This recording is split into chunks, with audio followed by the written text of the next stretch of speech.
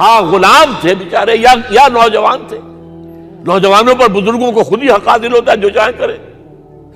اور غلام تو ملکیت ہوتا ہے، زندہ ذبح کر دے تب بھی کوئی پوچھنے والا نہیں. تو جو بیت رہی تھی بلال پر، ابو فقیہ پر، زنیرہ پر، جو ان پر بیت رہی تھی، جو خباب پر بیت رہی تھی، جس طرح ہلاک کیا گیا ہے حضرت سمیہ کو، حضرت یاسر کو، یہ ساری تکلیفیں انہیں بھی تھی. لیکن کیا اس کا یہ بالواسطہ ایذا محمد کے لیے نہیں تھا صلی اللہ علیہ وسلم؟ آپ کے ساتھی آپ کے جانثار. لیکن آپ ان سے بھی کیا کہیں، فصبروا فصبروا فصبروا. جب ابو جہل بدترین ٹارچر کر رہا تھا حضرت سمیہ اور حضرت یاسر کو رضی اللہ تعالی عنہما، آپ کے علم میں ہے کیسی کیسی ٹارچر کی ہے. جوان بیٹے کو باندھ دیا ایک ستون کے ساتھ، اس کی نگاہوں کے سامنے برہنہ کیا ہے ماں کو.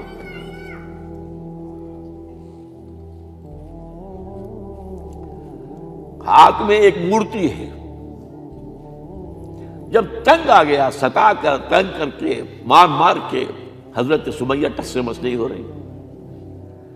کہتا ہے تم ایک دفعہ کہہ دو سمیہ کہ ہاں اس مورتی میں بھی کچھ ہے، میں تمہیں چھوڑ دوں گا. انہوں نے تھوک دیا، برچھا مارا ہے شرمگاہ کے اندر.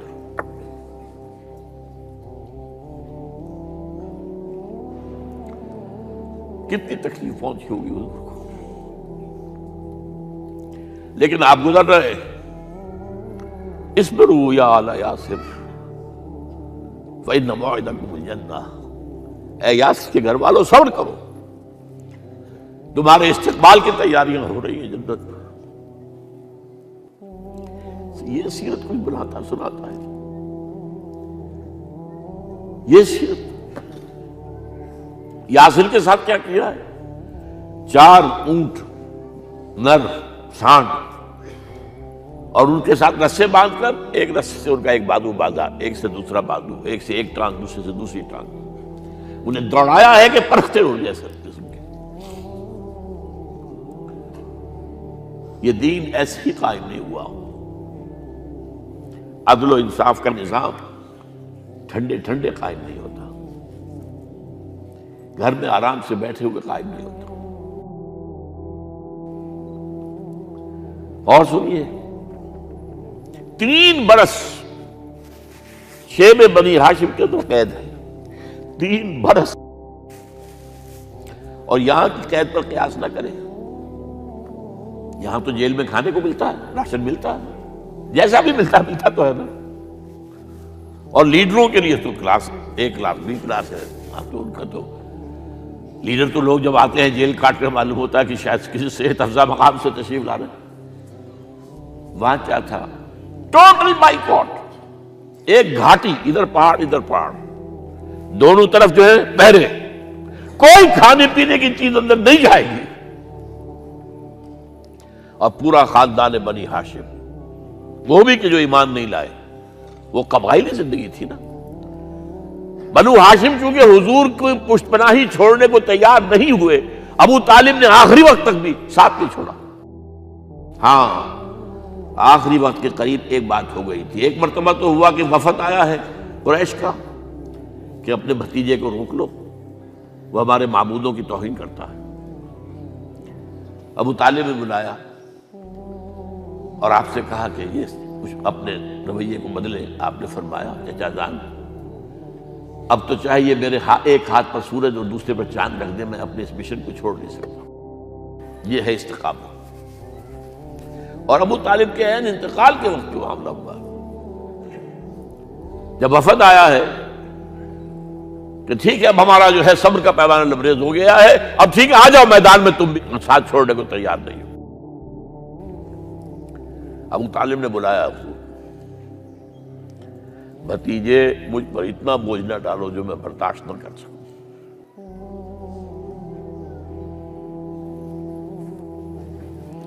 حضور کی آنکھوں میں آنسو آ گئے. چچا جان اب تو یا یہ بات بری ہوگی یا میں اپنے آپ کو ختم کر دوں، اسی میں ختم ہو جاؤں. بہرحال شیب بنی ہاشم میں 3 برس اس حال میں گزرے ہیں ٹوٹل بائیکاٹ، کوئی کھانے پینے کی نہیں۔ کچھ لوگ تھے شریف النفس، مثلاً حکیم بن حزام تھے رضی اللہ تعالیٰ اور بعد میں ایمان لے آئے۔ حضرت خدیجہ کے وہ رشتہ دار تھے، وہ پہاڑ پر چڑھ کر ایک طرف سے رات کی تاریکی میں، دونوں دروازے تو بند ہیں، پہاڑ پر چڑھ کر چوٹی سے نیچے اتر کر کوئی چیزیں کھانے پینے کی دے آئے تو دے آئے، بس صلی اللہ علیہ وسلم۔ کوئی اور ایک آدھ ہوگا ایسا۔ یہاں تک نوبت آئی ہے کہ بنی ہاشم کے یہ پھول جیسے بچے معصوم بھوک سے بلبلا رہے ہیں اور اس کے سوا کچھ نہیں ہے کہ سوکھے چمڑے ابال کر اس کا پانی ان کے حلق میں ٹپکا دیا جائے۔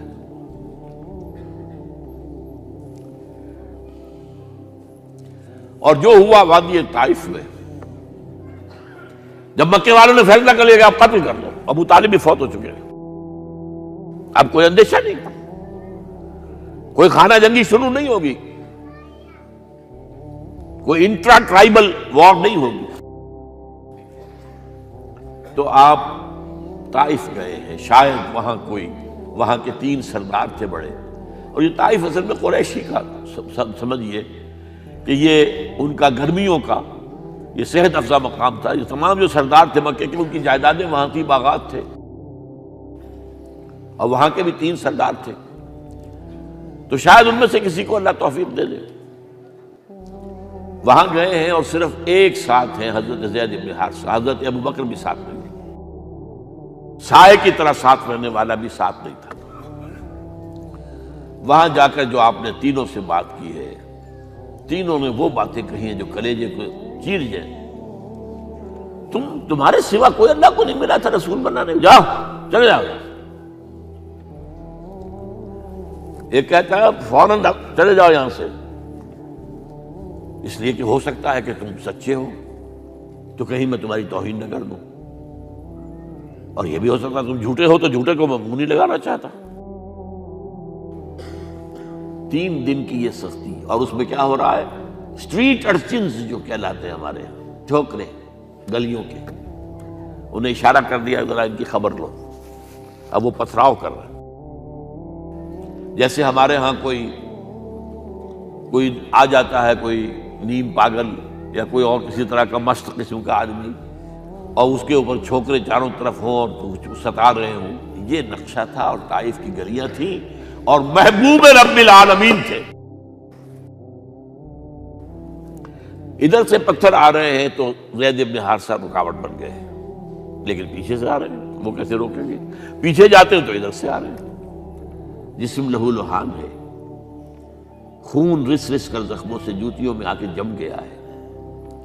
پھر وہاں سے آپ نکل کر گئے ہیں، ایک باغ میں تھوڑی سی پناہ لی ہے تھوڑی دیر کے لیے، جوتے بڑی مشکل سے اترے ہیں، خون جمع ہوا، اور وہ جو پھر دعا نکلی ہے آپ کے، وہ کلیجے کو چیر جانے والی ہے۔ اللہم الیک اشکو ضعف قوتی وقلت حیلتی وحوانی علی الناس، اے اللہ تیری جناب میں فریاد لے کر آیا ہوں، اپنی قوت کی کمی کا، اپنے وسائل کی کمی کا، اور لوگوں میں جو رسوائی ہو رہی ہے، الا من تکلنی الا بعید یتجہمنی او الا عدو ملکت امری، مجھے کس کے حوالہ کر دیا ہے، مجھے دشمن کے حوالے کر دیا جو چاہے میرے ساتھ کر گزرے۔ فریاد ہے کہ نہیں؟ بڑی زوردار فریاد ہے، بڑی زوردار، لیکن پھر مقام عبدیت کا ظہور ہوتا ہے۔ ان لم یکن علی غضبک فلا ابالی، اے اللہ اگر تو ناراض نہیں ہے، مجھے اندیشہ یہ ہو گیا کہ کہیں تو ناراض تو نہیں ہو گیا ہے، کہیں تو نے میرا ساتھ تو نہیں چھوڑ دیا ہے، اگر تو ناراض نہیں ہے تو مجھے کوئی پرواہ نہیں، جو ہو سو سر تسلیم خم ہے جو مزاج یار میں آئے۔ واپس آئے ہیں تو مکے میں داخل نہیں ہو سکتے تھے، وہاں تو قتل کا فیصلہ ہو چکا، باہر ہی آپ نے ڈیرا لگایا، زید بن حارثہ کو بھیجا، فلاں شخص کے پاس جاؤ کہ تم اگر امان میں لے لو محمد کو تو محمد آ جائیں، میں تو میری یہ پوزیشن نہیں ہے، میں قریش کے مقابلے میں امان نہیں دے سکتا۔ دوسرے کے پاس بھیجا، اس نے بھی کچھ ایسے جواب دے دیا۔ تیسرے کے پاس جب گئے حضرت زید، مطعم بن عدی، اس نے کہا ٹھیک ہے، میں امان دیتا ہوں محمد کو، وہ آ جائے مکے میں۔ حضور سے آگے کہا، حضور نے فرمایا نہیں جا کر کہو، آ کر لے کر جا۔ کیوں؟ کیا پتہ اچانک جو ہے میرے داخل ہوتے ہی کوئی مجھ پر حملہ کرے، قتل کر دے۔ وہ تو یہ کہہ سکے کہ ہمیں کیا پتہ تھا کہ مطعم نے جو ہے امان دی ہے، I never knew it۔ اب یہ قبیلے کے اندر یہ ہوتا تھا کہ ایک نے امان دے دی، سب کی طرف سے امان۔ لہذا حضور نے فرمایا آ کر لے کر جاؤ۔ وہ اپنے 6 بیٹوں کو ہتھیار سجا کر لے کر آیا ہے اور پھر لے کر گیا حضور کو، کہتا ہوا گزر رہا ہے راستے میں، لوگوں سن لو محمد میری امان میں ہے صلی اللہ علیہ وسلم۔ اس لیے آپ کو مکے کے اندر پھر 2-2.5 سال مزید رہنے کا موقع ملا ہے، اور اتنا بڑا احسان آپ نے مانا پھر مطعم بن عدی کا کہ غزوہ بدر میں جب 70 اسیر تھے قریش کے حضور کے پاس، تو آپ نے فرمایا تھا کہ اگر آج مطعم زندہ ہوتا اور وہ سفارش کرتا تو میں ان سب کو چھوڑ دیتا بغیر کسی فدیے کے۔ بہرحال یہ چند باتیں میں نے آپ کو بتائی، باقی تو یہ کہ غار ثور ہے کیسی کیسی، اور پھر غزوہ بدر سے پہلے کی رات ہے، اور وہ آپ کا زندگی کا طویل ترین سجدہ ہے اس میں، جہاں تک یہ الفاظ بھی آپ نے کہہ دیا، اللہ اگر کل یہ جو 313 یہاں جمع ہیں اگر یہ ختم ہو گئے تو پھر قیامت تک تیرا نام لینے والا کوئی نہیں ہوگا، میں آخری رسول اور میری یہ 15 برس کی کمائی ہے۔ اس پر کہا حضرت ابوبکر نے، وہ پہریدار کی حیثیت سے کھڑے تھے، کہ حسبک حسبک حضور بس کیجئے بس کیجئے۔ بہرحال بدر ہے، احد ہے، زخمی ہوئے ہیں، دندان مبارک شہید ہوئے ہیں، خون اتنا بہا ہے کہ بے ہوش ہو گئے ہیں، اور خبر اڑ گئی ہے کہ آپ شہید ہو گئے۔ یہ سب کچھ، اور سب سے بڑھ کر حمزہ کی لاش سامنے آئی۔ کیسی لاش؟ ناک کٹی ہوئی ہے، کان کٹے ہوئے ہیں، پیٹ چاک کر کے کلیجہ چبایا ہوا ہے۔ کس طرح برداشت کیا ہوگا آپ نے؟ اپنے اوپر تاری کر کے دیکھیں، یہ حمزہ کون ہے؟ چچا ہے، دودھ شریک بھائی ہے، خالہ زاد بھائی ہے، ساتھ کا کھیلا ہوا ہمجولی ہے، اور اس کی لاش ہے۔ جو قلب اطہر پر بیت رہی تھی وہ مدینے میں آ کر ایک بڑا ماحول بدلا ہوا تھا، تب وہ بات سامنے آ گئی۔ جب آپ مدینے واپس تشریف لائے ہیں تو ظاہر بات ہے کہ زیادہ انصار کے لوگ تھے جو شہید ہوئے تھے۔ بدر میں مہاجرین تو میرے خیال ہے 1/4 تھے نمبر کے اندر، 3/4 تو انصاری تھے۔ اسی طریقے سے احد کے اندر معاملہ ہے، تو مختلف گھروں سے عورتوں کے بین کرنے کی آوازیں آ رہی تھی، اس لیے کہ اس وقت تک بین کرنا حرام نہیں قرار دیا گیا تھا، ممنوع نہیں تھا۔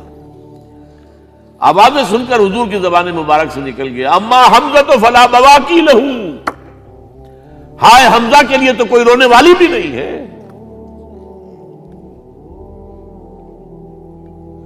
اس پر پھر صحابہ نے، انصار نے اپنے ہاں کی خواتین کو حضرت صفیہ کے ہاں بھیجا، وہ سگی بہن تھی، وہاں انہوں نے جا کے بھی تعزیت کی بہن کی۔ غزوہ احزاب کا آپ نے سن لیا، اسوہ رسول پر نہ معلوم کیا کیا باتیں چیز لوگوں میں مشہور ہو گئی ہیں۔ اسوہ کا لفظ آیا کہاں ہے قرآن میں؟ سورہ احزاب میں۔ وہ اسوہ کیا تھا؟ جب خندق کھودنے کا فیصلہ ہوا ہے تو خندق کھود رہی ہے، حضور بھی لگے ہوئے ہیں، بھاری بھاری پتھر اٹھا کر کندھے پر لا کر باہر پھینک رہے ہیں، پتھریلی زمین تھی، ایک پتھر کسی سے ٹوٹا نہیں تھا، تو حضور نے جو ہے 3 دفعہ جو اس کے اوپر ضرب لگائی تب ٹوٹا ہے۔ لیکن یہ کہ کئی دن کے فاقے ہو چکے تھے، کھانے کو کچھ نہیں، پورا محاصرہ تھا، 12,000 کا لشکر گھیرے ہوئے،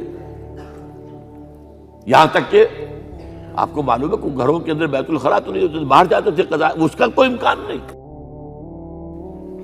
شدید ترین آزمائش جو ہوئی ہے اس کا نتیجہ ایک طرف یہ نکلا کہ منافقین کا نفاق ان کی زبانوں پر آ گیا۔ قرآن مجید میں ہے یہ انہی آیات میں، ما وعدنا اللہ ورسولہ الا غرورا، ہمیں تو اللہ اور اس کے رسول نے دھوکہ دے کے مروا دیا۔ ہم سے کہا تھا کہ قیصر و کسریٰ کے خزانے تمہارے قدموں میں آئیں گے، اور حال یہ ہے کہ ہم رفع حاجت کے لیے باہر نہیں جا سکتے، کھانے کو کچھ نہیں۔ اس وقت کچھ صحابہ آئے ہیں حضور صلی اللہ علیہ وسلم سے، دیکھیے فاقے سے کمر دوہری ہوئی جا رہی ہے، ہم نے اپنے پیٹوں پر پتھر باندھے ہوئے، چادروں کے ساتھ پتھروں کسا ہوا تاکہ کمر سیدھی رہے۔ حضور نے اپنا کرتا مبارک اٹھا کر دکھایا، 2 پتھر بنے ہوئے۔ یہ ہے اسوہ، یہ ہے آپ کی سنت، آپ کا اسوہ حسنہ۔ لیکن اس اسوہ حسنہ سے فائدہ کون اٹھا سکتا ہے؟ لقد کان لکم فی رسول اللہ اسوۃ حسنۃ لمن کان یرجو اللہ والیوم الآخر وذکر اللہ کثیرا۔ اسوہ تو اپنی جگہ ہے، قرآن میں ہدایت سب کے لیے، ھدی للناس، لیکن فائدہ اٹھائیں گے صرف متقین، ھدی للمتقین ہے سب کے لیے، اسوہ سب کے لیے ہے، لیکن استفادہ وہی کر سکے گا جو 3 شرطیں پوری کرے: اللہ اور یوم آخر پر ایمان، اور اللہ کا ذکر کثرت کے ساتھ کرے۔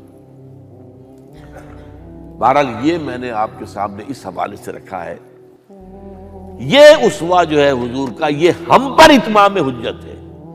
دیکھیے نوٹ کیجئے، پوری نوع انسانی پر اتمام حجت، اسلام کا نظام عدل اجتماعی جو قائم کر کے دکھا دیا، حجت قائم۔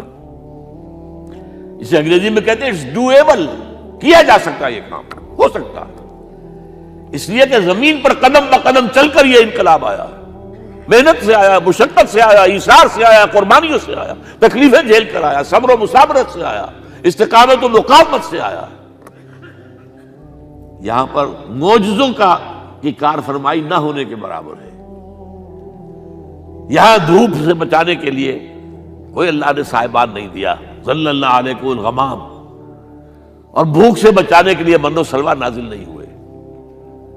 غزوہ تبوک میں ایسا بھی ہوا ہے کہ 3 مجاہدین کا 24 گھنٹے کا راشن ایک کھجور،